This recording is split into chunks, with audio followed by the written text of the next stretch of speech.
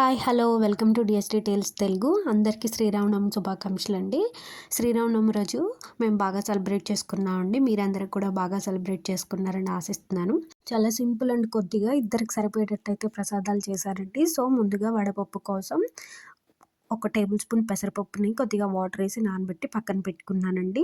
వడపప్పు అయితే అది నానక మనకి రెడీ అయిపోతుంది. ఈ లోపు చలివిడి కోసం టేబుల్ స్పూన్ బియ్యం పిండిలోకి అర టేబుల్ స్పూన్కి కొద్ది ఎక్కువగా బెల్లం పొడి వేసి బెల్లం పొడి బియ్యం పిండి బాగా కలిసేటట్టు కలుపుకోవాలండి. వాటర్ వేయకుండా ఫస్ట్ బాగా కలపాలండి. అలా కలపడం వల్ల బెల్లంలో ఉన్నటువంటి కొద్దిగా తేమ రిలీజ్ అయ్యి అది కొంచెం దగ్గర పడుతుందండి. అదే ముద్ద బెల్లం అయితే కనుక మనం ముక్కలు చేసినప్పుడే తేమ బాగా ఎక్కువ ఉంటుంది కాబట్టి అది వెంటనే ఉండైపోతుందండి. అసలు వాటర్ కూడా వేయవసరం లేదు. నేనైతే ఇక్కడ అచ్చు బెల్లం యూస్ చేశానండి. సో అందుకే కొంచెం బియ్యం పిండిని బెల్లాన్ని ఎక్కువసేపే మెదుపుకోవాల్సి వచ్చింది. ఇట్లా మెదుపుకున్న కొద్దిసేపటికి నాకు కొద్దిగా దగ్గర పడ్డదండి. అచ్చు బెల్లానికి అయితే మాత్రం కొద్దిగా వాటర్ అవసరం అవుతాయండి. ఈ స్టేజ్లో కొద్దిగా వాటర్ యాడ్ చేసుకొని మీరు తీసుకున్న క్వాంటిటీని బట్టి వాటర్ యాడ్ చేసుకొని గట్టిగా కలుపుకోండి. ఆ తర్వాత రౌండ్ బాల్లా చేసుకోండి. చలివిడైతే రెడీ అయిపోయింది. ఇప్పుడు మన మెయిన్ ప్రసాదమైనటువంటి పానకం తయారు చేసుకోబోతున్నామండి. దీనికోసం ఒక బౌల్ తీసుకోండి. ఒక బౌల్లోకి ఒక గ్లాస్ వాటర్ పోసుకోండి. ఒక గ్లాస్ వాటర్కి 2 టేబుల్ స్పూన్ల బెల్లం పొడి వేసుకోండి. అలాగే ఒక అర టేబుల్ స్పూన్ మిరియాల పొడి వేసుకోండి. బెల్లాన్ని చేత్తో వాటర్లో బాగా కరిగేటట్టు కలుపుకోండి.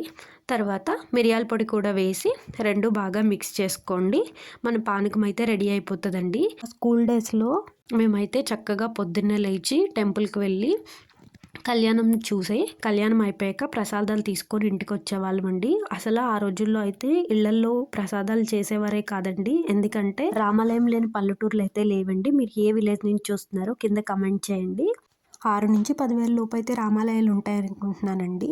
ఎందుకంటే 2010 లెక్కల ప్రకారం 13,324 పంచాయతీ రాజులు ఉన్నాయండి. సో ఆంధ్రప్రదేశ్లో 10,000 ఉంటాయనుకుంటున్నానండి. కరెక్ట్గా తెలిస్తే కనుక కింద కమెంట్ చేయండి. మన పూర్వీకులు బాగా రాముడిని కొలిచేవారండి. అలాగే మా ఫ్యామిలీలో ఒక ఆమె తను ఒక పూరుగుడిసెలో ఉంటూ రామాలయం కట్టమని రాముడికి తనకున్న ఒక్కగానొక్క ప్రాపర్టీని రాసిచ్చారంటండి. ఆ రోజుల్లో ఆమె పేరు దేవుడమ్మ అండి. తన పేరు ఏ గోడల మీద లేదండి. కానీ తను ఆ రోజుల్లో చేసిన సాక్రిఫైస్ని చెప్పుకోవాలనిపించి చెప్తున్నానండి.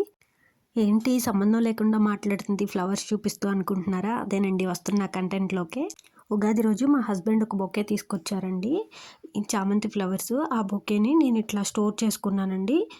నేనైతే ఒక ప్లాస్టిక్ డబ్బాలో అడుగున ఒక టిష్యూ, మధ్యలో కొన్ని ఫ్లవర్స్ వేసి పైన ఒక టిష్యూ వేసి ఫ్రిడ్జ్లో పెట్టుకుంటానండి. ఇలా చేయడం వల్ల నాకు ఫ్లవర్స్ 20 to 25 డేస్ అయితే ఫ్రెష్గా ఉంటాయండి. చూడండి 1 వీక్ తర్వాత కూడా ఈ ఫ్లవర్స్ ఎంత ఫ్రెష్గా ఉన్నాయో. ఈ టిప్ నచ్చితే మీరు కూడా ట్రై చేయండి. మాకు యూకేలో చామంతివి అయితే కొంచెం కాస్ట్లీయే ఉంటాయండి. రోజెస్ అయితే కొంచెం తక్కువగా వస్తాయి. కొన్ని మొగ్గల్లో ఉంటే నాకు అవి తుంచడం ఇష్టం లేక కాడల్ని క్రాస్గా కట్ చేసి వాటర్ టిన్లో వాటర్ వేసి ఫ్లవర్ వేజ్లో పెట్టానండి. చూడండి ఎంత ఫ్రెష్గా ఉన్నాయి. ఇవి కూడా ఆల్మోస్ట్ 1 వీక్ అయిందండి. అంటే ఉగాది రోజు తెచ్చిన ఫ్లవర్స్. నేను శ్రీరామనవమి రోజు వీడియో ఇది షూట్ చేశానండి. చూడండి చాలా ఫ్రెష్గా ఉంది. ఈ వీడియో నచ్చినట్లయితే లైక్ అండ్ షేర్ చేయండి. Thanks for watching. జై శ్రీరామ్.